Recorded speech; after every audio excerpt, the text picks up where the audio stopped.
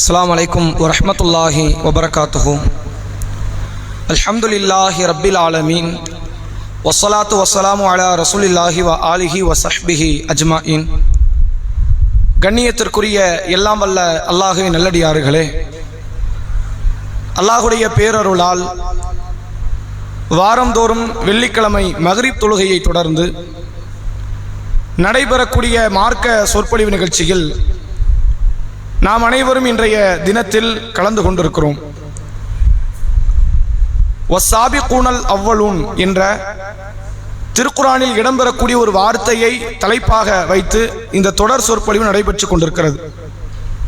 நேரடியாக கேட்கக்கூடியவங்களுக்கு இந்த தலைப்பை வைத்தும் சமூக வலைதளத்தில் திண்ணை தோழர்கள்ங்கிற தலைப்பிலையும் அது பதிவேற்றம் செய்யப்படுது. ஆனால் தான் தலைப்பு ஏன் மாறி மாறி வருதுங்கிறது உங்களுக்கு கேட்கலாம். அதுக்கு நம்ம நினைவுபடுத்திக்கணும். ஒரே கருத்து, தலைப்பு மட்டும் ரெண்டு வேற வேற. முந்தி சென்ற முதலாம் அவர்கள் என்ற தலைப்பிலும் திண்ணை தோழர்கள் என்ற தலைப்பிலும் இது இருவேறு விதமான தலைப்புகளில் சொல்லப்படுது.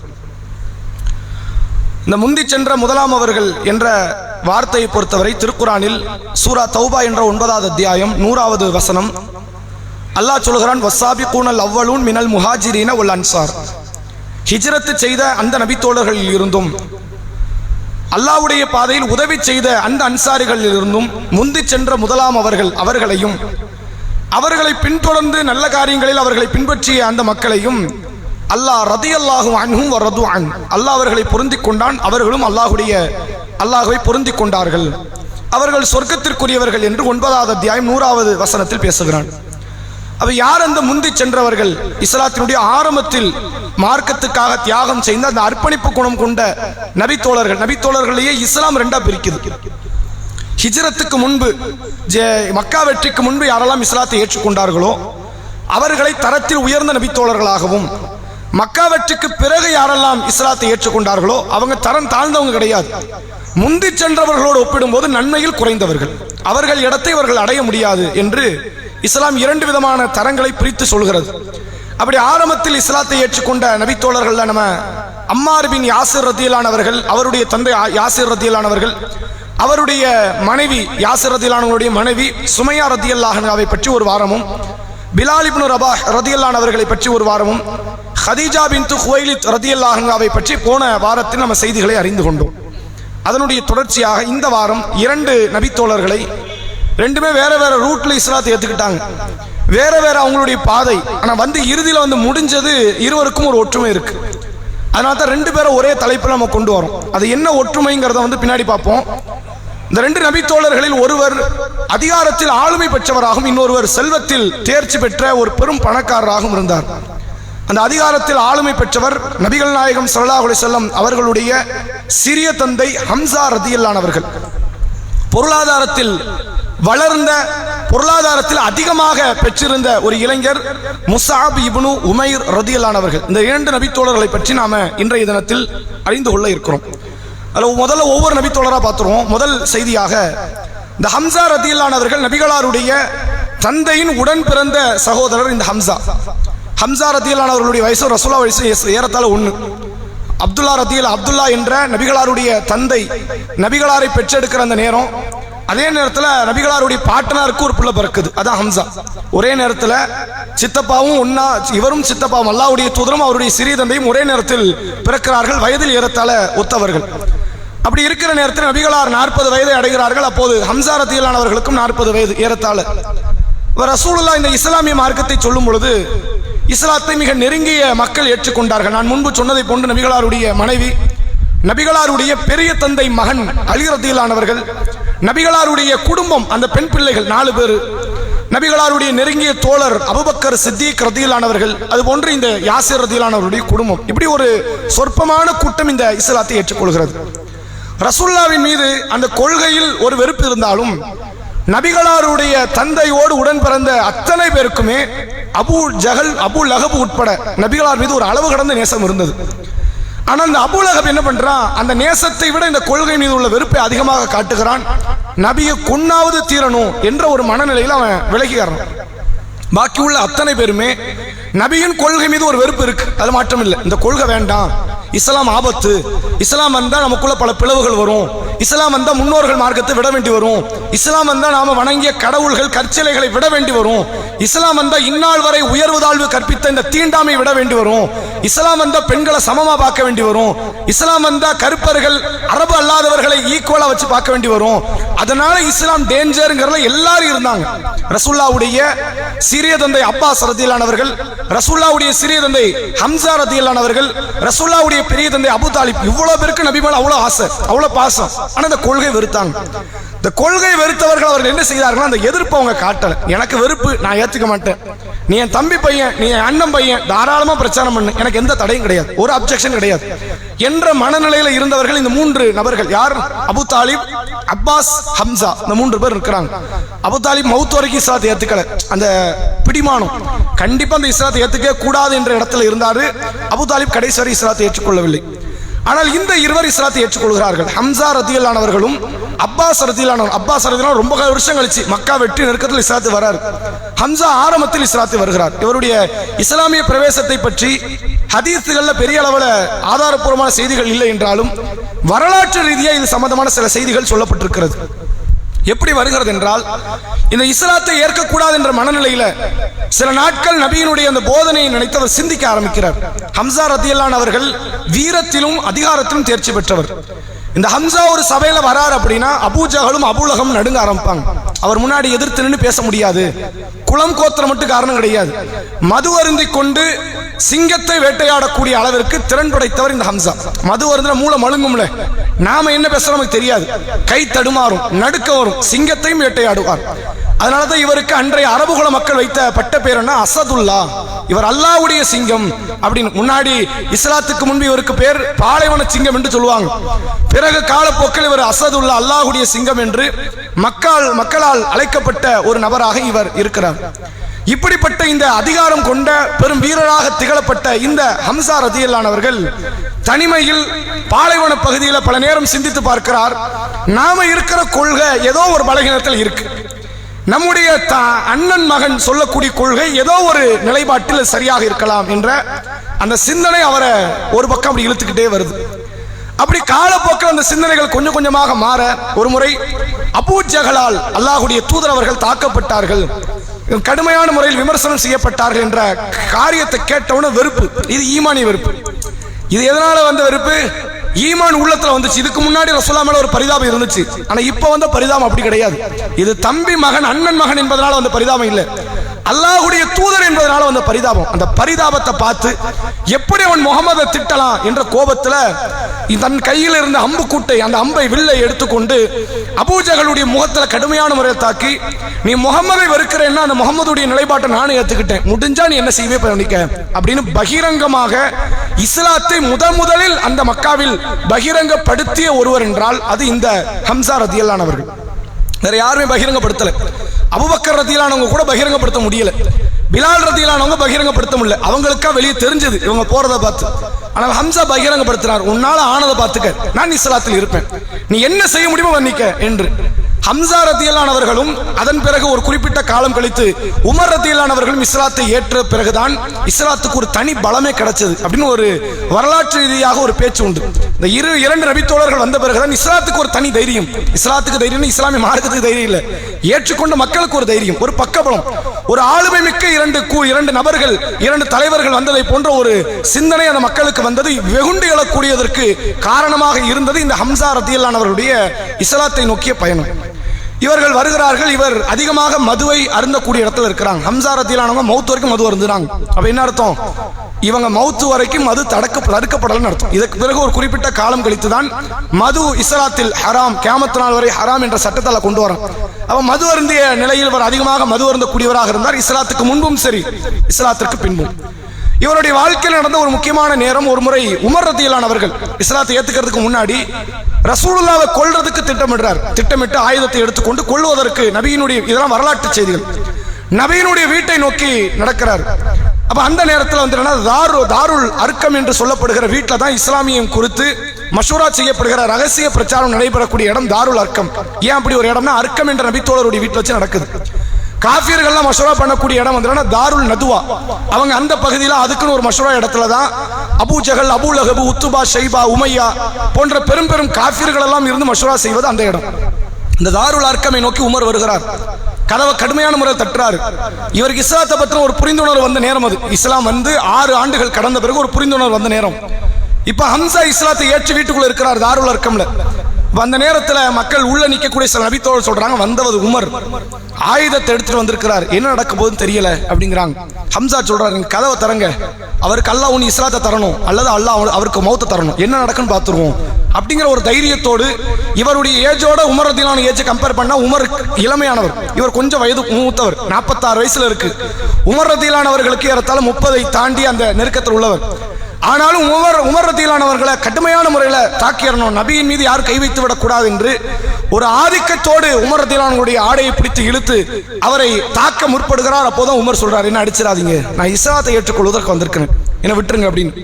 பிறகு இஸ்லாத்தை ஏற்றுக்கொண்டார் என்ற செய்தியை பார்க்க முடியுது. இதெல்லாம் வரலாற்று ரீதியாக சொல்லப்பட்ட தகவல். இந்த ஹம்சா ரதியல்லாஹு அவர்கள் அரச குடும்பத்தில் முக்கியமான மக்காவில் குறைஷிகளில் அப்துல் முத்தலிபினுடைய மகனாக பார்க்கப்பட்டு ஒரு பெரும் வீரராக, மக்காவில் உள்ள பெரும் பெரும் வீரர்கள் எல்லாம் இவரை பார்த்தால் நடுங்கக்கூடிய இடத்துல ஒரு ஆளுமை மிக்கவராக வைத்த இந்த ஹம்சா இஸ்லாத்தை ஏற்றுக்கொள்கிறார்.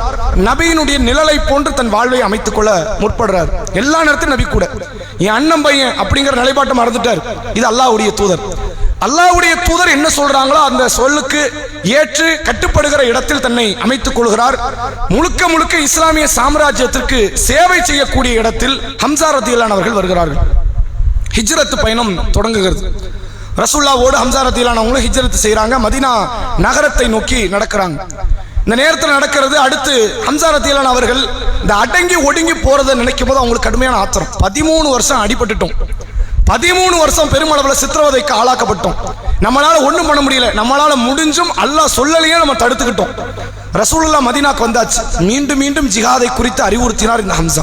எப்போ போர் தொடுக்க, நம்ம செல்வங்கள் எல்லாம் அங்க சூறையாடப்படுது, எப்போ போர் தொடுக்க, என்னைக்கு நம்ம ஆயுதத்தை எடுக்க, அடங்கியே போறது எப்படி சரியாகும்? நபிகளாட்ட மறுபடியும் இந்த ஜிஹாதை குறித்து, போர் தொடுப்பதை குறித்து நபிகளாட்ட ஏவுறாங்க. ரசூலுல்லாஹ்வுக்கு அது குறித்த எந்த விதமான நாட்டம் கிடையாது. அல்லாஹ் கட்டளை இட்டாதான் ஜிஹாத்.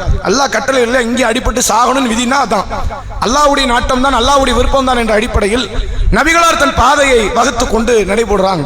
ஒரு காலம் கழிகிறது. அல்லாஹ் ஜிஹாதுக்கான முதல் கதவை திறந்து விடுறான். ஜிஹாது செய்யலாம், உங்களோடு யார் வழியே வந்து சண்டையிடுகிறார்களோ, உங்கள் பொருளாதாரத்தை யார் கொள்ளையடிக்கிறார்களோ, அதை திருடி செல்கிறார்களோ அவர்களோடு சண்டையிடலாம் என்ற ஜிஹாதுக்கான முதல் கதவு திறக்கப்படுகிறது. அந்த கதவு திறக்கப்பட்டதனுடைய விளைவுதான் பத்ர் என்ற யுத்த களம். இந்த பத்ர் என்ற யுத்த களம் வருகிறது. முதல்ல அரபுகள் சண்டை போடக்கூடிய யுத்தத்தினுடைய நிலைப்பாடு எப்படின்னா, இன்னைக்கு அந்த நிலைப்பாடெல்லாம் கடைபிடிக்கப்பட்டா என்னைக்கும் இஸ்ரேல் கைக்கு வந்திருக்கும், பாலஸ்தீனுங்கிற நாடு என்றைக்கும் வெற்றி கொள்ளப்பட்டிருக்கும். இவனுடைய ஆதிக்கம்ல எப்படி இருக்கும்? எங்க அகதிகள் வாழ்றாங்களோ அங்கதான் கொண்டு போய் குண்டை போடு, ரஃபால போடு. எங்கெல்லாம் வந்து பாதிக்கப்பட்ட நிலையில பெண்கள், குழந்தைகள், பலகீனமான ஆண்கள் இருக்கிறாங்க, அங்கதான் குண்டை போடுறது ஒன்று நிலைப்பாடு. ஆனா ரசூலுல்லாஹ் அன்றைய அரபு குல மக்கள் உருவாக்கி வைத்திருந்த போரினுடைய நிலைப்பாடு என்ன தெரியுமா? எதிரிகள் வந்து நிக்கணும், ரசூலுல்லாஹ் வந்து நிப்பாங்க சஹாபாக்களோடு. எடுத்த எடுப்புல போற ஆரம்பிக்காது.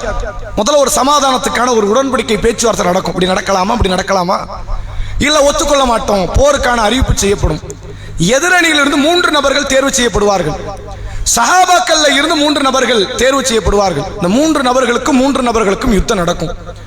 யுத்தம் நடந்து அந்த 3 நபர்கள் ஏதாவது ஒரு அணி வெல்லும், ஒரு அணி தோற்கும். அதன் பிறகுதான் போர் ஆரம்பிக்கும். இது அன்றைய அரபு குல மக்கள்கிட்ட இருந்த நிலைப்பாடு. இப்படி ஒரு யுத்த நிலைப்பாடு நடத்தப்பட்டதுன்னா இஸ்ரேல் என்னைக்கோ காணாம போயிருக்கும், பாலஸ்தீனத்துக்கு அல்ல என்னைக்கோ வெற்றியை கொடுத்திருப்பான். அப்ப இதுக்கு மாற்றமாக அங்க எப்படி யுத்தம் நடக்குது? இப்ப நடக்கிற யுத்தம்லாம் பலகீனமான மக்கள் மட்டும் இலக்காக வைத்து கொலை செய்யக்கூடிய ஒரு வழிமுறை நடக்குது. அப்படி பத்ர் காலத்துல இஸ்லாமிய அணியில் முதலில் களம் கண்ட 3 நபி தோழர்கள், ஒருவர் ஹம்சா ரதியல்லாஹு அவர்கள், இன்னொருவர் அலி இப்னு அபி தாலிப் ரதியல்லாஹு அவர்கள், இன்னொருவர் அபு உபைதா ரதியல்லாஹு அவர்கள். 3 நபர்கள் எதிரணியிலே வந்து சேர்ந்திருக்கிறார்கள். யார்? உத்துபா, ஷைபா போன்ற முக்கியமான நபர்கள் எல்லாம் வந்து சண்டையிடுறாங்க.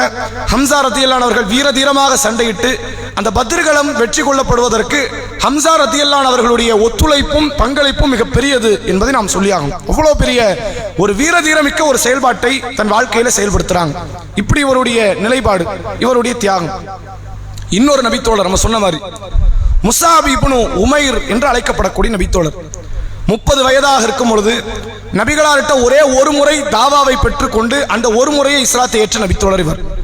மக்காவில் மிகப்பெரிய பணக்கார நபித்தோழராக பார்க்கப்பட்டார் இவர். இளமை பருவம், திருமணமாகல, மிகப்பெரிய பணக்காரர். இவருடைய தாயார் என்னன்னா அபு மாலிக் என்று அழைக்கப்படுகிற கோத்திரத்தை சார்ந்த பெண், மிகப்பெரிய ஆளுமை கொண்ட பெண்.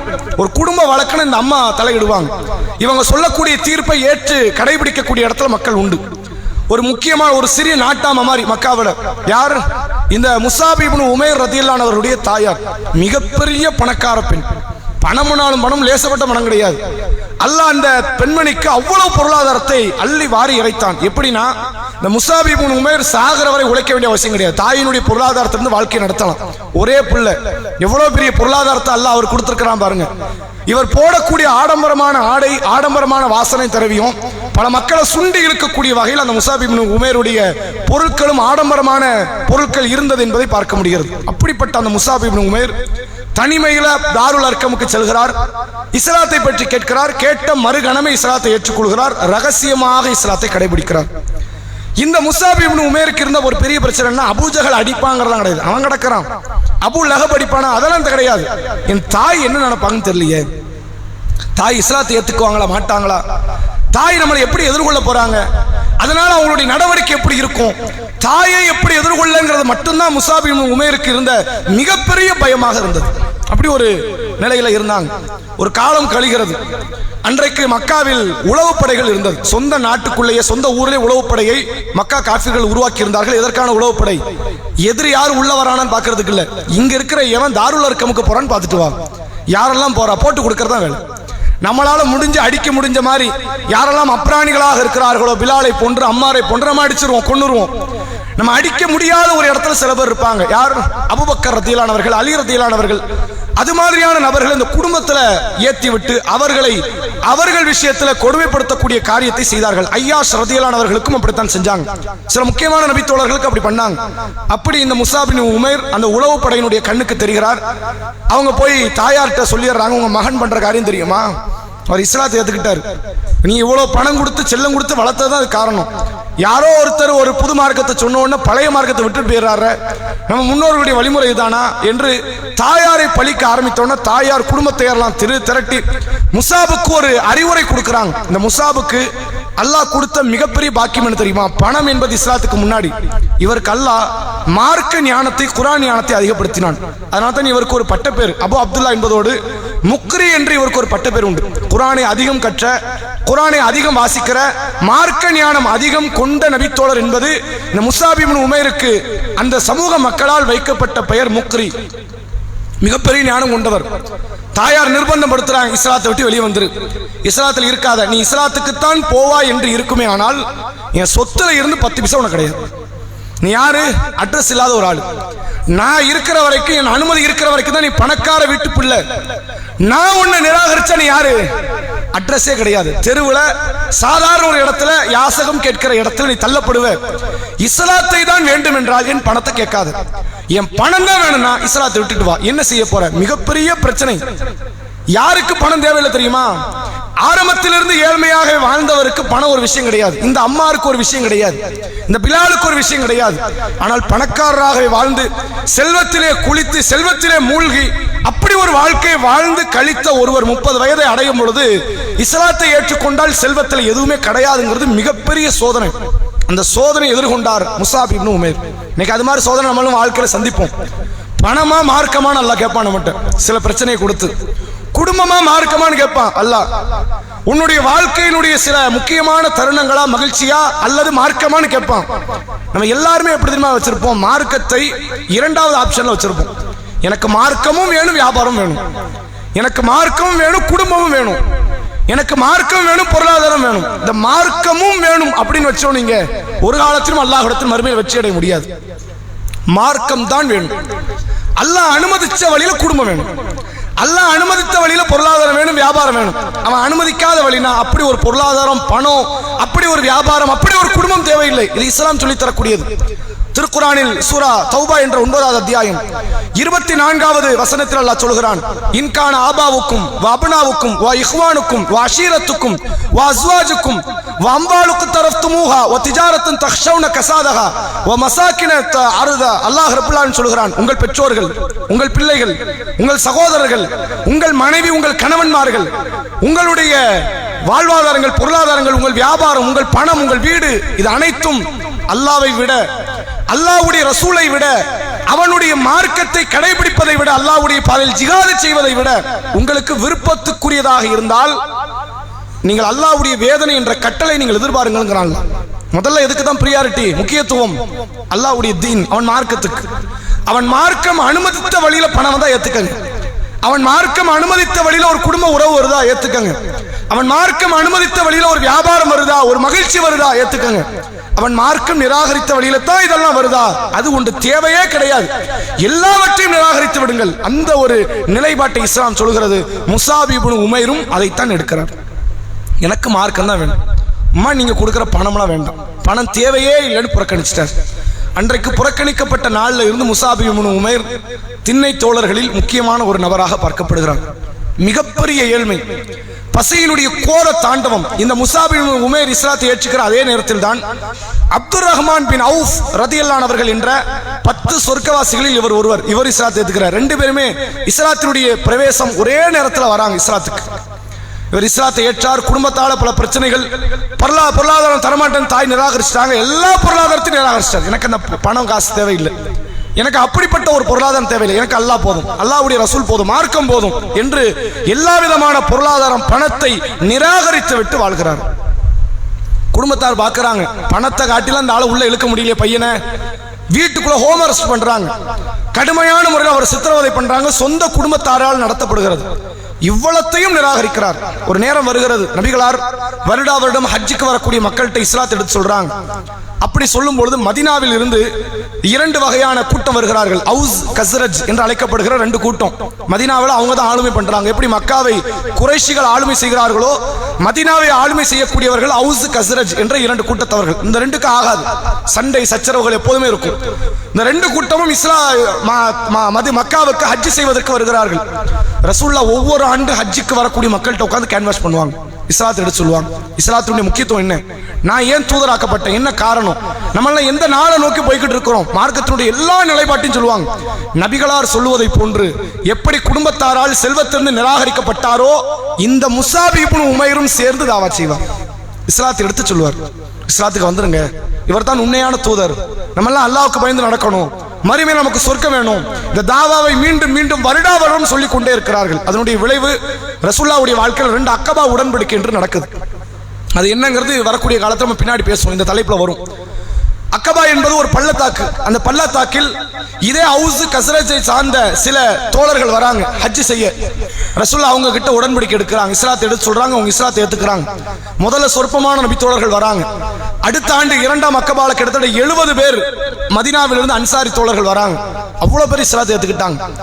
அப்படி ஏற்றுக்கொள்ளும் போது இப்ப அந்த அன்சாரி தோழர்கள் வைத்த டிமாண்ட் என்ன தெரியுமா, நாங்க இஸ்லாத்தில் இருக்கிறோம், ஆனா எங்க ஊர் மக்களுக்கு இந்த இஸ்லாத்தை சொல்லி கொடுக்க ஆள் வேணும். நாங்க ஒரு நாள் வந்து உங்கள்ட்ட மார்க்கத்தை கேட்டோம், இந்த ஒரு நாள் மார்க்கத்தை வச்சு மதீனால எங்களால மார்க்கத்தை பரப்ப முடியாது, மதீனால எங்களால மார்க்கத்தை கொண்டு போய் சேர்க்க முடியாது. அப்ப எங்களுக்கு மார்க்கத்தை சொல்லித்தர யாரையாவது நீங்க அனுப்புங்கன்னு கேட்கிறாங்க. ரசூலுல்லாஹ் அந்த அக்கபா உடன்படிக்கை முடியும் போது மதீனா நகரத்திற்கு 2 நபி தோழர் ரசூலுல்லாஹ் அனுப்புனாங்க. ஒன்று முக்ரி என்று அழைக்கப்படக்கூடிய முஸாப் இப்னு உமைர், எந்த விதமான வாழ்வாதாரம் இல்லாத ஏழ்மையின் பிடியில் இருக்கிற இந்த இளைஞரை நபிகளார் தேர்வு செய்றாங்க. இவருக்கு சப்போர்ட்டா ஒருத்தர் வேணும்ல, 2 பேரும் அனுப்பணுமா இல்லையா?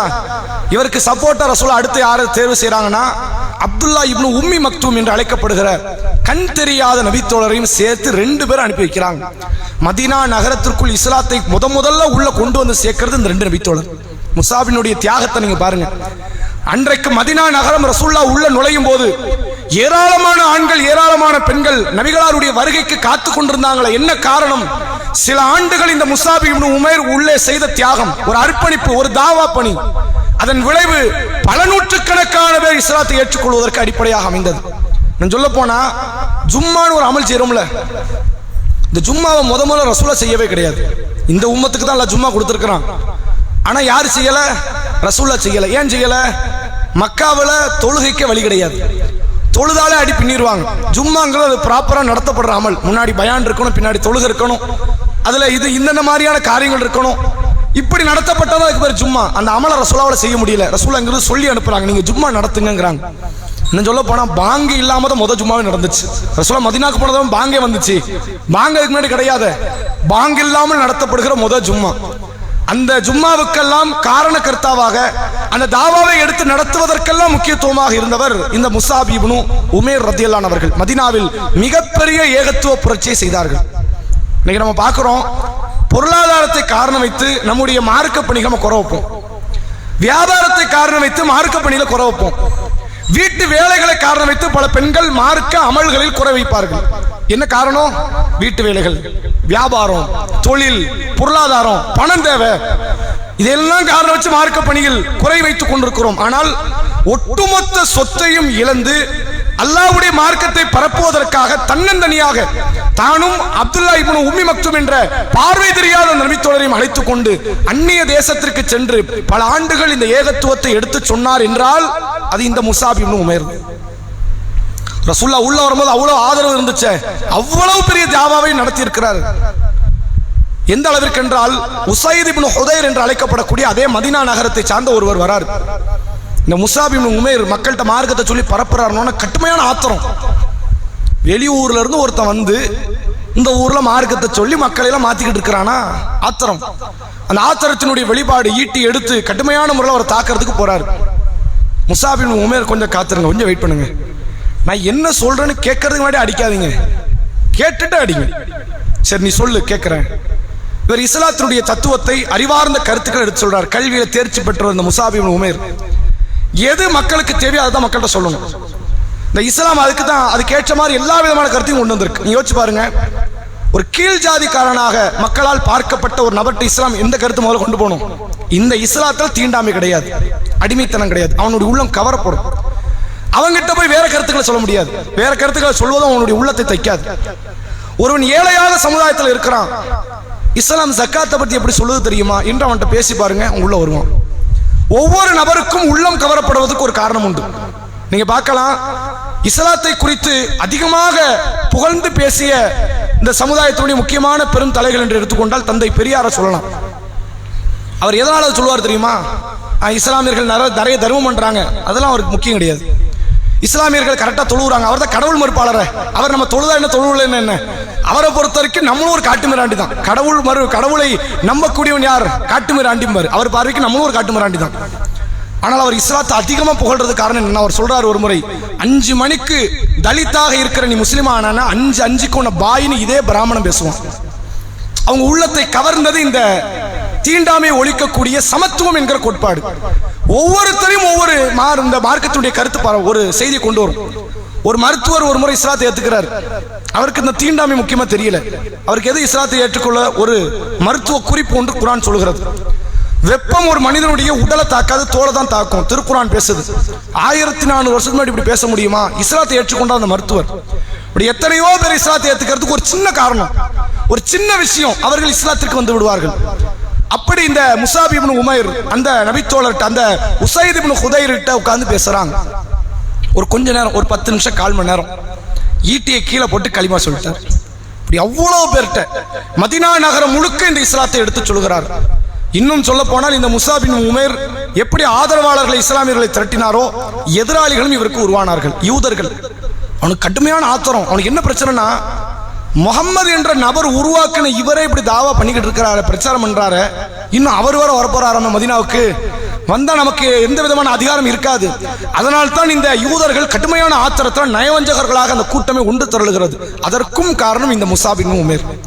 எதிரிகள் ஒரு பக்கம் வளர்ச்சி, ஆதரவாளர்கள் ஒரு பக்கம் வளர்ச்சி, மிகப்பெரிய தாவாவை செய்தார்கள். தன்னுடைய சமுதாய பொருளாதாரத்தை நாம் இழந்து அல்லாஹ்வுடைய மார்க்கத்தை பரப்புவதற்காக போராடினார் இந்த முஸாப் இப்னு உமைர். சமுதாயத்தை நீங்க பார்க்கலாம். அப்படிப்பட்ட நிலைப்பாடோ, அப்படிப்பட்ட தியாக உணர்வோ நம்முடைய மக்கள் நம்ம கிட்ட இருக்குதா? கொஞ்சம் சிந்திச்சு பாருங்க. அல்லாஹ்வுடைய பாதையில் சில தர்ம பொருட்களை இழப்பது என்றால் அதுல ஒரு மன வலி இருக்கும். அல்லாஹ்வுடைய பாதையில் கொஞ்சம் நேரத்தை இழப்பது என்றால் ஒரு மனவலி. அல்லாஹ்வுடைய பார்வையில் நம்மகிட்ட இருந்து ஏதாவது ஒரு தியாகம் ஒண்ணு பார்த்தோம்னா அது ஒரு மனவழி. பையனை ஆலிம் ஷாவாக்கா இருக்கா மன விருப்பம் இருக்கா? ஒரு பையனை மார்க்கறிஞர் ஆக்குவோம், இஸ்லாத்தினுடைய தாவாவை கொள்கை எடுத்து எல்லாரும் பொம்பளை பிள்ளை ஆலிமாக்கிடுவாங்க. என்ன காரணம்? ஆலிமாவை தான் கட்டுவேன். இப்போ ஒரு கூட்டம் கிளம்பி இருக்குது. கட்டினா நான் யாரை தான் கட்டுவேன்?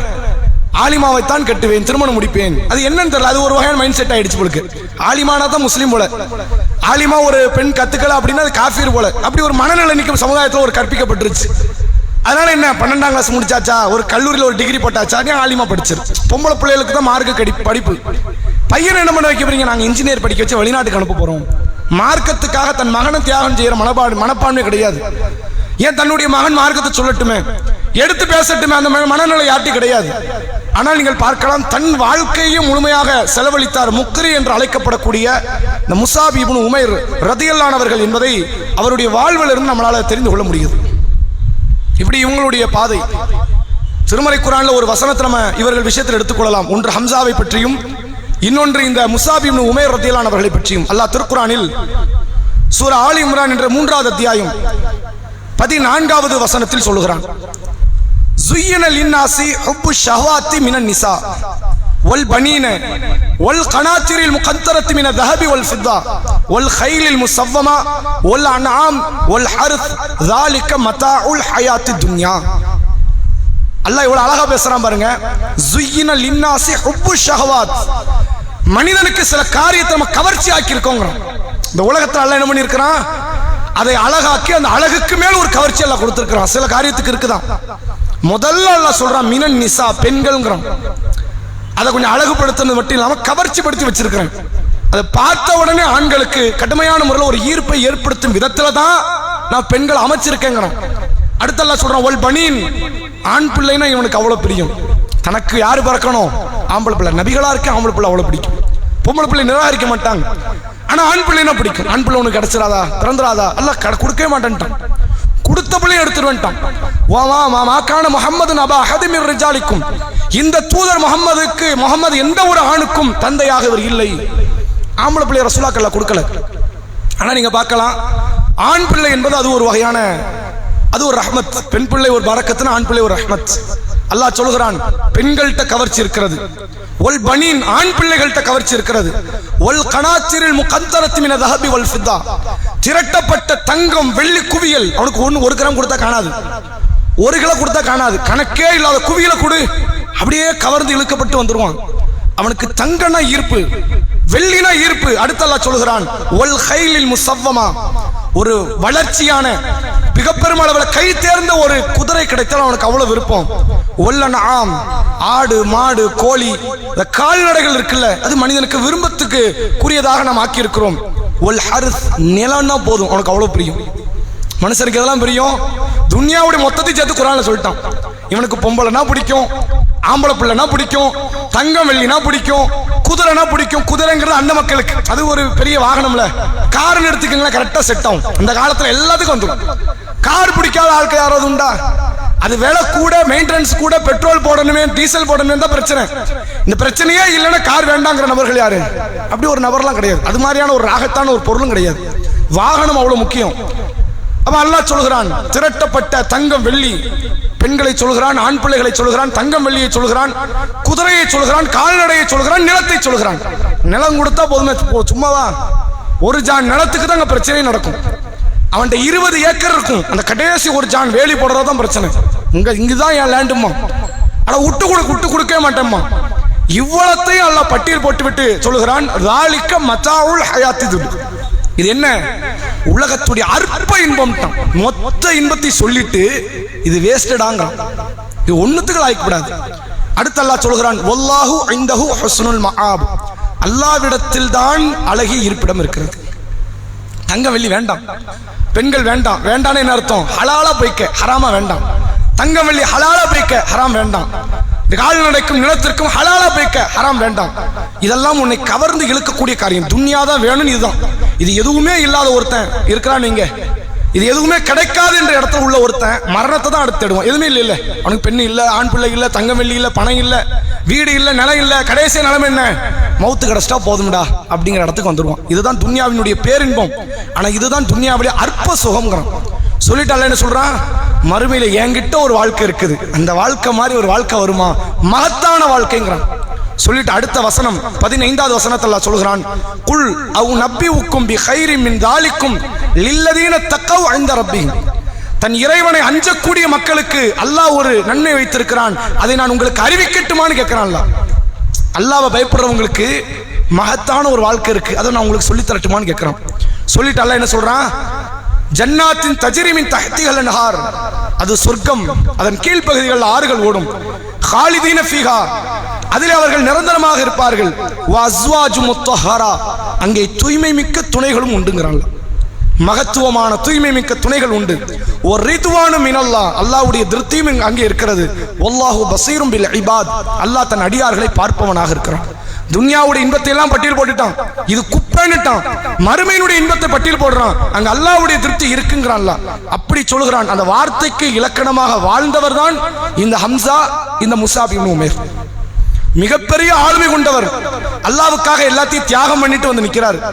மிகப்பெரிய பணம் கொண்டவர், அல்லாஹ்வுக்காக எல்லா தியாகத்தையும் பண்ணிட்டு வந்து நிற்கிறாங்க. இந்த இருவருடைய மரணம் ஒரே நாள்ல நடக்குது. ரெண்டு பேர் இஸ்லாத்தை எடுத்தது ஒரே நாள் கிடையாது, ஒரே ஊரு, ஒரே நாள் கிடையாது. இவர் வேற ஒரு குலம், வேற ஒரு கோத்திரம், வேற ஒரு சமுதாயம்.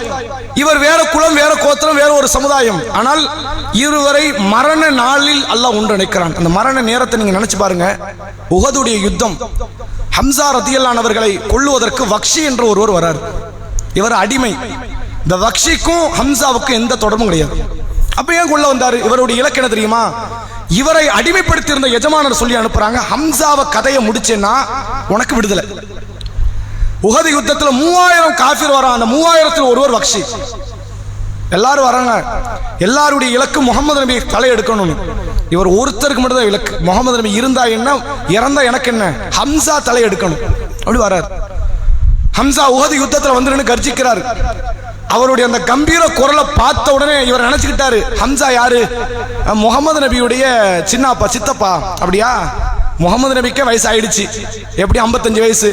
அவருடைய சித்தப்பாக்கு என்ன ஆயிர போகுது? அப்பா அதை விட பெரிய வயசானவராக இருப்பாரு, ஆளு நிறத்தலையோட நிற்பாரு, ரொம்ப வயசானவர், ஒரு 2 அடி அடிச்சு ஆளு செத்து போயிருவாரு. இப்படி நினைச்சிட்டு வக்ஷி வராரு உள்ள. இது வரைக்கும் அவர் ஹம்சா பார்க்கவே இல்லை. உஹது யுத்தம் நடைபெற ஆரம்பிக்குது. முதல்ல ஆரம்பத்தில் வந்து ஒருத்தர், அந்த முஸ்லிம் அணியில இருந்து ஒருத்தர் வந்து கர்ஜிக்கிறார். அவர் கேட்கிறார், யார் இவர்? இவர் தான் நீ தேடி வந்த ஹம்சா. உள்ள வந்த உடனே எதிரணியில ஒருத்தருடைய கதையை முடிக்கிறார் இந்த ஹம்சா. பார்த்தோன்னு நிலம் குழஞ்சிட்டார். நம்ம எதிர்பார்த்து வந்த ஹம்சா வேற, இங்க இருக்கிற ஹம்சா வேற. இவரை நம்ம இப்படி கொள்ள முடியாது, யுத்தம் நடக்கட்டும். இவர் ஓரமா போயிட்டார். யுத்தம் கடுமையா நடக்குது. ஹம்சா ரதியல்லாஹு வீரதீரமா சண்டையிட்டு இருக்காங்க. மறைமுகமாக நின்று தன்னுடைய ஈட்டியை எடுத்து ஹம்சா ரதியல்லாஹு கொலை செய்து விட்டு வக்ஷி தப்பி ஓடிவிட்டார். ஹம்சா ரதியல்லாஹு அவர்கள் அந்த உஹது யுத்தத்தில் கொல்லப்பட்டார். இதே உஹது யுத்தத்தில் தான் முஸாப் இப்னு உமைர் ரதியல்லாஹு அவர்களும் வேறொரு எதிரியால் கொல்லப்படுகிறார். 2 பேரும் இஸ்லாத்தை ஏற்றுக்கொண்டது தனித்தனி காலம், தனித்தனி குலம், தனித்தனி தருணம். ஆனா 2 பேருடைய மரணத்தை அல்லாஹ் ஒரு நாள்ல வச்சிருக்கிறான். அதனால தான் நம்ம இந்த 2 பேரையும் ஒரே தலைப்புல கொண்டு வந்தோம். இதுல மௌத்தானது மட்டும் இதுல முக்கியம் இல்லை, இன்னொரு முக்கியமான செய்தி இருக்கு. அந்த உஹது யுத்தத்தில் 70 பேர் கொல்லப்பட்டாங்க சஹாபாக்கள். ரசூலுல்லாஹ் ஒரு 8 வருஷம் கழிச்சு அவங்களுக்கு தொழவும் வச்சாங்க, ஜனாசா தொழுகை. அப்ப தொலை வைக்க நேரம் இல்லையா, அல்லாஹ்வுடைய அனுமதி இல்லையான்னு தெரியல, அல்லாஹ்வுடைய தூதர் தொலை வைக்கல. 35 குழி வெட்ட சொல்றாங்க ரசூலுல்லாஹ். ஏன்னா 70 பேருக்கு 70 குழி வெட்டுறது சிரமமாயிரும். ஒரு 35 குழி வெட்டுங்க, ஒரு குழிக்கு 2 நபி தோழர்னு போட்டு அடக்கம் பண்ணிருங்க. யார் குரானை அதிகம் கற்றாரோ, குரான் இஸ்லாத்துல கபர்ஸ்தான்ல குழி வெட்டக்கூடிய முறை எப்படின்னா, இங்க 6 அடியில் ஒரு குழி தோன்றாங்கன்னா சைடுல நம்ம டிரா போட்டிருப்போம்ல, ஒரு டேபிளுக்கு டிரா, அந்த மாதிரி சைடுல ஒரு குறிப்பிட்ட ஒரு அடிக்கு ஒரு குழி தோண்டுவாங்க. அதான் உட்குழி. எப்போ ஜனாசா உட்குழியில் தான் வைப்பாங்க. ரசூலுல்லாஹ்வுடைய வழிமுறை. நம்மகிட்ட இடம் பற்றாக்குறை, ஒரு ஜனாசாக்கு ஒரு குழி வெட்டினாலும் 2 குழிக்கான இடம் காணும். அந்த அளவுக்கு ரசூலுல்லாஹ் காலத்தில் வெட்டப்பட்டது. அப்ப இட பற்றாக்குறை பல காரணங்களால் அப்படி செய்யப்படலை. ரசூலுல்லாஹ் சொல்றாங்க, உட்குழியில் குரானை அதிகம் கற்றவரை தூக்கி உள்ள வைங்க, வெளிக்குழியில குரானை அவரை விட குறைவாக கற்றவர் வைங்க, ஜனாசா மூடிருங்க. நாங்க 35 நபித்தோழர்கள், 35 குழியில் 70 நபித்தோழர்கள் அடக்கம் செய்யப்படுறாங்க. அப்ப அந்த நேரத்தில் இந்த 2 பேருடைய நிலைமை எப்படி இருந்துச்சுன்னா, 2 பேருக்கும் ஒரே ஒரு கீழாடை தான் இருந்துச்சு. ஹம்சாவுக்கு ஒரு கீழாடை, முஸாப் இப்னு உமைருக்கு ஒரு கீழாடை. அந்த கீழாடை தான் கஃபன். தனியாக உங்கள்கிட்ட சொத்து பத்துகள் எதுவுமே கிடையாது, கஃபன் கிடையாது. தலையை மறைத்தால் கால் தெரியும், காலை மறைத்தால் தலை தெரியும். உலகத்தினுடைய பெரும் ஆளுமை குடும்பத்தில் பிறந்தவர் இந்த ஹம்சா, பெரும் பணக்கார குடும்பத்தில் பிறந்தவர் முஸாப் இப்னு உமைர். மரணம் இப்படி அமைஞ்சிட்டு பார்த்தீங்களா? நம்ம எல்லாருமே நினைப்போம், நான் பணம் ஏழையா பிறந்துட்டேன், ஏழையா சாக மாட்டேன்னு. அவங்கெல்லாம் பணக்காரனா பிறந்தாங்க, ஏழையா தான் செத்தாங்க. ஏன், என்ன காரணம்? மறுமையில தனக்கான இருப்பிடத்தை ஸ்திரப்படுத்தணும்னு அவங்களுடைய எண்ணம். எப்படிப்பட்ட ஏழ்மைன்னு யோசிச்சு பாருங்க. கஃன் துணி வாங்குவதற்கு பொருளாதாரம் இல்லாமல் தலையை மறைத்தால் கால் தெரியும், காலை மறைத்தால் தலை தெரியும். நபிகளார் சொன்னார்கள், தலையை மறைச்சிருங்க, காலில் புல்ல போட்டு ஜனாசாவை மூடிருங்கன்ட்டாங்க ரசூலுல்லாஹ். இஸ்லாத்துக்காக அவ்வளவு பெரிய தியாகத்தை செய்தார். வீர தீரமாக நபிகளாரை காப்பாற்றுவதில் ஹம்சா ஒரு புறம் என்றால், குர்ஆனை கற்று அதை லாஜிக்கா இஸ்லாத்தை எடுத்து சொல்லி மதீனா மக்களை கவர்ந்தது முஸாப் இப்னு உமைர். இஸ்லாத்துடைய வளர்ச்சிக்கு இரண்டு பெரும் தூண்களாக திகழ்ந்த இந்த ஹம்சா, இந்த முஸாப் மரணிக்கிற நேரத்தில் தனக்கான கஃன் துணியை கூட பெற்றுக்கொள்ள முடியாத நிலையில் நாம் இருக்கோம். நம்மகிட்ட இருக்கிற நிலத்தை கணக்கு போட்டா நம்ம தனியா ஒரு கபர்ஸ்தான் வாங்க வேண்டியதில்லை. நம்ம வீட்டிலேயே நமக்கான நிலத்திலே நம்ம ஒரு கபர்ஸ்தான் கட்டலாம். அவ்வளவு நிலப்பகுதி நம்ம வச்சிருக்கிறோம், பணத்தை வச்சிருக்கிறோம். இது எதுவுமே இல்லை. உங்க எல்லாருக்குமான இலக்கணம் தெரியுமா? அல்லாஹ் சொல்றானே, அவு நப்பி உக்கும் பி கைரின் மின் தாலிக், இந்த உலகத்தை விட சிறந்ததை நான் உங்களுக்கு சொல்லட்டுமான்னு அல்லாஹ் கேட்கிறான். லில்லதீன தக்கவ் இன்த ரப்பிஹிம், அல்லாஹ்வை அஞ்சக்கூடியவனுக்கு அது இருக்கிறது. ஜன்னாத் தஜ்ரி மின் தஹ்திஹல் அன்ஹார், கீழ்ப்பகுதிகளில் ஆறுகள் ஓடுகிற அந்த சொர்க்கம், சொர்க்கத்திற்குரியவர்களாக இருவர் மரணித்தார்கள். இந்த ஹம்சா, இந்த முஸாப் இப்னு உமைர் சொர்க்கத்துக்குரியவராக மரணித்தார். ஒரு காலம் கடக்குது. ரசூலுல்லாஹ்வுடைய மரணம் தொடர்ந்து, அடுத்தடுத்த நபித்தோழர்களுடைய மரணம் தொடர்ந்து, ஒரு முறை இந்த அப்துர் ரஹ்மான் பின் அவுஃப்னு ஒருத்தர் சொன்னனே இதே பயான்ல, சொர்க்கத்திற்குரிய 10 பேரில் ஒருவர். அவர் ஒரு நாள் ஒரு நோன்பு வச்சிருக்கிறார். எப்போ? நபி மரணம், பல கலீஃபாக்கள் மரணத்தை தொடர்ந்து இவர் வாழ்றார். வயது முதிர்ந்த நேரம், பெரிய பணக்காரர். இவர் சொர்க்கத்துக்குரியவர். ரசூலுல்லாஹ் சொல்றாங்க, இந்த அப்துர் ரஹ்மான் சொர்க்கவாசினாங்க. அந்த அப்துர் ரஹ்மான் ஒரு நாள் நோன்பு வச்சிருக்கிறார். இஃப்தாருடைய நிகழ்ச்சிக்கு வந்து வீட்டில் உட்கார்றார். சில பண்டம் பலகாரம்லாம் நோன்பு திறப்பதற்கு வைக்கப்படுது. இவர் பணக்காரர், முன்னாடி ஒரு ஏழை, எந்த ஒரு வாழ்வாதாரம் இல்லாதவர். அல்லாஹ் இவருக்கு வியாபாரத்தில் செல்வத்தை பறக்கத்தை அள்ளி கொடுக்குறான். இப்போ பணக்காரராக இருக்கிறார். வந்து உட்கார்றாரு சாப்பிட்றதுக்கு. அதை பார்த்த உடனே கண்ணீர் வடியுது அவருக்கு. இஃப்தாருடைய உணவை பார்க்குறாரு, கண்ணீர் வடியுது. இந்த இது மாதிரியான ஒரு எண்ணம் நமக்குள்ள வந்துருச்சுன்னு நம்ம யாருமே, இந்த இஸ்லாம் நம்மளை தூங்க விடாது. அடுத்த கட்ட அமல் எப்போ, அடுத்த கட்ட தாவா எப்போ, அடுத்த கட்ட இந்த இஸ்லாத்தை எப்படி கடைபிடிப்பது, அதை வாழ்வியலாக்குவது என்ற எண்ணத்தில் இருப்போம். அவர் அழுது கொண்டே சொல்கிறார், நானும் முஸாபும் ஒன்றாக இஸ்லாத்தை ஏற்றோம். நானும் முஸாபும் ஒன்றாக இஸ்லாத்தை ஏற்றோம். நானும் முஸாபும் ஒன்றாக அந்த மார்க்கத்தை கடைபிடித்தோம். நானும் முஸாபும் ஒன்றாக பத்ர் யுத்தத்தில் கலந்து கொண்டோம். நானும் முஸாபும் ஒன்றாக உஹது யுத்தத்தில் கலந்து கொண்டோம். ஆனா நான் உஹது யுத்தத்திலிருந்து வெளியே வந்துட்டேன். அவர் உஹது யுத்தத்தில் கொல்லப்பட்டுட்டாரு. நான் ஏன் வருத்தப்படுறேன் தெரியுமா? மரணித்து ஜனாசாவை அடக்கம் செய்யப்படும் போது அவருக்கு கஃன் துணி இல்லாம மௌத்தானார். போட்டிருக்கிற வேஷ்டியை கிழிச்சு அதை மறைச்சாங்க. தலை மறைத்தால் கால் தெரியும், கால் மறைத்தால் தலை தெரியும். இப்படி ஒரு நிலையில் இந்த முஸாப் கொல்லப்பட்டார். ஆனா நான் அவர் செய்த காரியத்தில் நானும் பங்கெடுத்தேன். அண்ணன், அல்லாஹ் என்னை எங்க வச்சிருக்கிறான்? இப்போ இஸ்லாமிய சாம்ராஜ்யத்தில் இந்த சாம்ராஜ்யத்தை அழிக்கவே முடியாது என்ற மிக பெரும் வல்லரசு கொண்ட நாட்டில் ஒரு பிரதிநிதியாக நான் ஒரு வீட்டில் உட்கார்ந்து நோன்பு திறக்க பலகாரத்தோட நான் உட்கார்ந்து இருக்கிறேன். நான் என்ன நினைக்கிறேன் தெரியுமா? முஸாபுக்கு அல்லாஹ் கூலியை மறுமையில் வைத்து இந்த அப்துர் ரஹ்மானுக்கு கூலியை உலகத்திலேயே கொடுத்துட்டானோன்னு நான் நினைக்கிறேன். நான் அந்த இஃப்தார் உணவை புறக்கணிச்சுட்டு போயிட்டேன். இந்த இஃப்தார் உணவு எனக்கு வேண்டாம். அல்லாஹ் அந்த முஸாபுக்கு கொடுக்கல, எனக்கு கொடுத்திருக்கிறான். ஒருவேளை நான் கூலி முற்படுத்தப்படுறேன் பயப்படுறேன். நான் வாங்க முடியும்.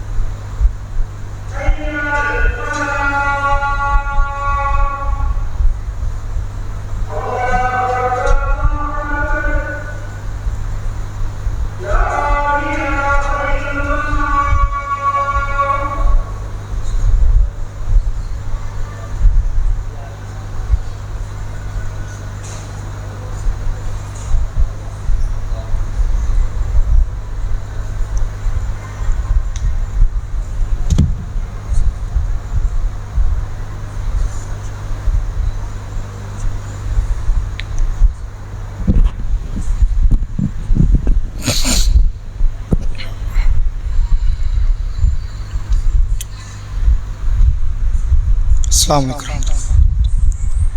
இஸ்லாத்திற்காக வேண்டி ஆரம்ப கட்ட காலத்தில் இந்த மார்க்கம் உலகம் முழுவதும் எல்லா மக்களிடத்திலும் செல்ல வேண்டும் என்பதில் மிக பெருமளவில் தியாகத்தை செய்த நபி தோழர்களில் முக்கியமான ஒருவர் தான் ஹம்சா ரதியல்லான் அவர்களும் முஸாப் இப்னு உமைர் ரதியல்லான் அவர்களும்.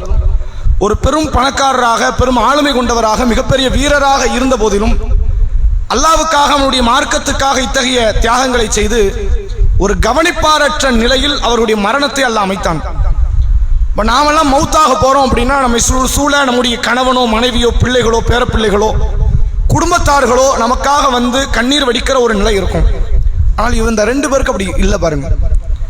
அல்லாஹ் அந்த இடத்துல கண்ணீர் வடிக்க வைத்தது அந்த இஸ்லாமிய கொள்கை கொண்ட தோழர்களும் அந்த நபிகளார் மட்டும்தான், வேறு யாரும் கிடையாது. நபிகளார் ஹம்சா ரதியல்லாஹு அவர்கள் மேல எந்த அளவுக்கு ஒரு ஈர்ப்பு வைத்திருந்தார்கள் என்பதை சொல்லி இந்த உரையை நான் நிறைவு செய்கிறேன். மக்கா வெற்றி நடக்குது. ஹம்சாவை கொன்னது யாரு? வக்ஷி என்ற கருப்பினத்தை சார்ந்த ஒரு அடிமை. இவரும் பிலாலும் ஒன்னா இருந்தாங்க. பிலால் இஸ்லாத்தை ஏற்றுக்கொண்டு முந்தி விட்டார், வக்ஷி பிந்தி விட்டார். இந்த வக்ஷி என்ன பண்றாரு? இவருக்கு சொன்னபடி சுதந்திரம் கிடைச்சிருச்சு. என்ன கிடைச்சிட்டு? அவர் ஹம்சாவை கொண்டா சுதந்திரம் கிடைச்சாச்சு. சுதந்திரம் கிடைத்தும் இவர் தாழ்ந்த ஜாதியாக பார்க்கப்பட்டார். அது அங்கதான் வேடிக்கை. அதனால தான் ஒரு முறை தந்தை பெரியார் சொல்றாரு, நீ எந்த ஜாதி மாறு, நீ தலித்னா தலித்தா தான் பார்க்கப்படுவேன், நீ இஸ்லாத்தை மாறு, நீ தலித்தாக பார்க்கப்பட மாட்டேன்னார். அதான் உண்மை. அந்த வக்ஷி அடிமைத்தனத்திலிருந்து விடுதலை செய்யப்பட்டார். ஆனால் அந்த சமுதாயத்தால் இழிவான ஒருவராக பார்க்கப்பட்டார். ரசூலுல்லாஹ் மக்கா வெற்றிக்கு வராங்க, இவர் ஓடிட்டார். ஹம்சாவை கொண்டு இருக்கிறோம், கதை முடிஞ்சாலும் முடிஞ்சிடும், ஓடிடும்னு ஓடிட்டார். தாயிஃப்ல போய் உட்கார்ந்துக்கிட்டார். தாயிஃப்ல இஸ்லாம் வளர ஆரம்பிக்குது. ரசூலுல்லாஹ் அன்னைக்கு கல்லடிப்படும் போது இந்த மக்கள் இஸ்லாத்தை ஏத்துக்கணும்னு ரசூலுல்லாஹ் விட்டுட்டு போனாங்களே, அந்த இடத்துல இஸ்லாம் துளிர் விட ஆரம்பிக்குது. அப்ப ரசூலுல்லாஹ் மக்காவில இருந்து ஆட்சி அமைக்கிறாங்க. அப்ப வக்ஷிக்கு சில பேர் சொல்றாங்க, நீங்க தூதுக்குழுவோடு தாயிஃபுடைய தூதுக்குழுவோடு போங்க, தூதுக்குழு மேல கை வைக்கிறது உலகத்துல யாருக்கும் முறை கிடையாது, கண்டிப்பா நபி அந்த முறையை மீற மாட்டாங்க, நீங்க தைரியமா போலான்னு அனுப்பி வைக்கிறாங்க. வக்ஷி தூதுக்குழுவோட நபி சந்திக்க போறார். இஸ்லாத்தை ஏத்துக்கிட்டார். இந்த வக்ஷி தூதுக்குழுவோட சந்திக்க போறார். ரசூலுல்லாஹ் பார்த்தோன்னே சொல்லிட்டாங்க, நீங்க தானே வக்ஷி? ஆமா. எங்க சிறிய தந்தை ஹம்சாவை கொண்டது நீங்க தானே? ஆமா. உங்க முகத்தை எனக்கு காட்டாதீங்க, உங்களை பார்க்கும் போதெல்லாம் என் சிறிய தந்தை ஹம்சா தான் ஞாபகம் வராருன்னாங்க. எவ்வளவு பெரிய நேசம் தெரியுமா? என் தந்தை வழியில் சொந்தத்தில் இஸ்லாத்தை ஏற்ற முதல் நபர் இந்த ஹம்சா. இஸ்லாத்தை முதல்ல மக்காவில பகிரங்கப்படுத்தியது இந்த ஹம்சா. எனக்கு அவ்வளவு பக்கபலமா நின்றாரு. இந்த ஜிஹாதில் அவ்வளவு பெரிய அளவுல உடந்தையாக நின்றார். அந்த ஹம்சா இன்னைக்கு எங்களோட வெற்றியை அனுபவிக்க இல்லை, கொன்றது நீங்க. உங்களை பார்க்கும் போது ஹம்சா ஞாபகம் வராரு, தயவு செஞ்சு உங்க முகத்தை என்கிட்ட காட்டிடாதீங்கன்னு. அவ்வளவு நேசம் ஹம்சா ரதியல்லாஹு மீது. அவ்வளவு தியாகம் செய்தார் அந்த ஹம்சா. அந்த முஸாப் இப்னு உமைர். அவன் எல்லாருமே கொஞ்சம் இந்த வரலாறுகளை எல்லாம் கேட்கும் போது உள்ளம் பூரிப்படையும், முடியெல்லாம் அப்படி சிறுத்து நிற்கும், இப்படி எல்லாம் தியாகம் பண்ணி இருக்கிறாங்க அப்படின்னு. அதை வாழ்வியலாக்க கொஞ்சம் சிந்திச்சு பாருங்க. எப்படி அப்துல் ரஹ்மான் பின் அவுஃப் சாப்பாடுக்கு இஃப்தாருக்கு உணவு வைக்கப்படும் போது சிந்திச்சாரோ, என்னன்னு சிந்திச்சாரு? நானும் அவரும் சேர்ந்து தியாகம் பண்ணோம், எனக்கு அல்ல கூலியை முற்படுத்திட்டானோ நான் பயப்படுறேன், எனக்கு இஃப்தார் உணவு வேண்டாம் என்று சொன்னாரோ, கொஞ்சம் சிந்திச்சு பாருங்க. சொர்க்கவாசி இப்படி யோசிக்கிறார். அப்துல் ரஹ்மான் பின் அவுஃப் ரலியல்லாஹு அன்ஹு சொர்க்கவாசி. 10 சொர்க்கவாசியில் அவர் ஒருவர். அவர் சொல்றாரு, எனக்கு கூலி முற்படுத்தப்பட்டு விட்டதோன்னு நான் பயப்படுறேன், மறுமையில் எனக்கு கிடைக்காதோன்னு நான் நினைக்கிறேன், எனக்கு இஃப்தார் உணவு வேண்டாம். நான் ஒவ்வொரு காரியத்தையும் அல்லாஹ் கொடுத்த ஒவ்வொரு அருளையும் நெருங்கும் போது நீங்கள் சிந்தித்துக் கொள்ளுங்கள், இஸ்லாத்துக்காக இந்த அருளை இழந்தால் அதுல தப்பே கிடையாது. ஒரு பெரிய காரியத்துக்கு ஒரு சின்ன காரியத்தை நம்ம இழக்கத்தானே செய்வோம். அதனால உலக யதார்த்தம். 10th படிக்கிறான் ஒரு பையன், இல்லை 12th படிக்கிறான்னு நீங்களேன், அவன் தூக்கத்தை கொஞ்சம் மறக்கணும், விடணும். காலையில 3 மணிக்கு 2 மணிக்கு 5 உட்கார்ந்து படிக்கணும். தூக்கங்கிறது ஒரு பெரிய நியாமத். அதை இழந்தா அதனால அவனுக்கு பின்னாடி ஒரு சில கஷ்டங்கள் வரத்தான் செய்யும். நாளைக்கு ஸ்கூல்ல போய் உட்கார்ந்தாலும் தூக்கம் வரும், உடம்பு சோர்வு வரும், பிரச்சனை வரும். ஆனால் எக்ஸாம்ல நல்ல மார்க் எடுக்கணுங்கிற அந்த பின்னாடி உள்ள இன்பத்தை கருத்தில் கொண்டு இந்த இன்பத்தை இழக்கிறான். இதை உலகம் சரின்னு சொல்லுது. எல்லா காரியத்துக்கும் அப்படித்தான். எந்த ஒரு இன்பம் பின்னாடி கிடைக்குதோ அதுக்கு ஒரு முன்னாடி ஒரு இன்பத்தை இழக்கணும். அல்லாஹ் சொல்றான், இஸ்லாத்துக்கு முன்னாடி எதை இழந்தாலும் அது அர்ப்பம் தாங்கிறான். எதனால உன் உயிரே கூட கொடு. இஸ்லாத்துக்காக வேண்டி நீ கொடுத்தேன்னா, இஸ்லாம் பெருசா உயிர் பெருசா, உயிர் பெருசா ஆகாது. உயிர் அற்பமானது. இஸ்லாம் தான் மேன்மைக்குரியது, சொர்க்கம் தான் மேன்மைக்குரியது. அந்த சொர்க்கத்துக்காக எல்லாவற்றையும் கொடுக்கலாம் என்று தயாரானவர்கள் அந்த ஹம்சா, அந்த முஸாப் இப்னு உமைர். அந்த சொர்க்கத்துக்காக அற்பத்தை கூட செலவழிக்க மாட்டோம். நேரத்தில் இருந்தோ, பணத்தில் இருந்தோ, நம்முடைய வைராக்கியத்தில் இருந்தோ, நம்முடைய ஈகோ, நம்முடைய ஆளுமையில் இருந்தோ எந்த ஒன்றையும் நான் இழக்க மாட்டேன் என்பது மிக பெரும் மோசகரமான காரியம் என்பதை புரிந்து அல்லாஹ்வுக்காக எல்லா தியாகத்தையும் செய்வோம். தியாகம் செய்ய முற்படாத நேரத்திலெல்லாம் நீங்கள் சிந்தித்துக் கொள்ளுங்கள். கண்டிப்பாக அந்த ஹம்சாவினுடைய தியாகத்தை மனசில் நிறுத்தி அவர் முன்னாடி நம்ம ஒன்றும் செய்யலை, அதை ஒவ்வொன்றையும் நினைத்து செயல்படக்கூடிய நன்மக்களாக நாம் இருப்போம். வாக்குறது ஆனா அல்ஹம்துலில்லாஹி ரப்பில் ஆலமீன். ஆமா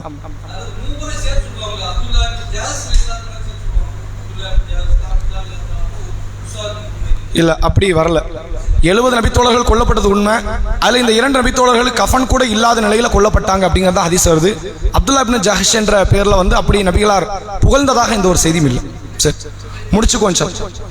இல்ல கேள்வி நாளை கழிச்சு வச்சுக்கோ. இல்ல வேண்டாம், இல்ல அப்படியும் கிடையாது. சரி நாளைக்கு கேள்விங்க பதிலுங்க நிகழ்ச்சி கடந்த ஒரு 2 வருஷத்துக்கு முன்னாடி நம்ம எப்படி நடத்தணுமோ அதே மாதிரி பழைய முறையில் நம்ம நடத்தப்படும். கேள்வி பதிலாக ஒரு அரை மணி நேரத்தை நம்ம இன்ஷால்லா கொடுத்துருவோம். ஏன்னா அரை மணி நேரம் தான் இருக்கு, ஒரு நாள் தானே இருக்கு அப்படின்னு நினைக்கலாம். இதுக்கு முன்னாடி கேட்ட கேள்விகள் தான் நபித்தோழர்களை அறிந்து கொள்வோம் என்ற தலைப்பில் கேள்வி பதில் கேட்கப்படும். அந்த கேள்விகளை பார்த்துக்கங்க, வாட்ஸ்அப் தளத்தில் நம்ம போடுவோம். கேள்விகளை பார்த்து அதற்கான பதில் எடுத்துட்டு வாங்க, அதற்கான விளக்கத்தை நாளை தினம் அறிந்து கொள்வோம். அஸ்ஸலாமு அலைக்கும் வரஹ்மத்துல்லாஹி வபரகாத்துஹு. இஷாவுடைய ஜமாத்து 7:55.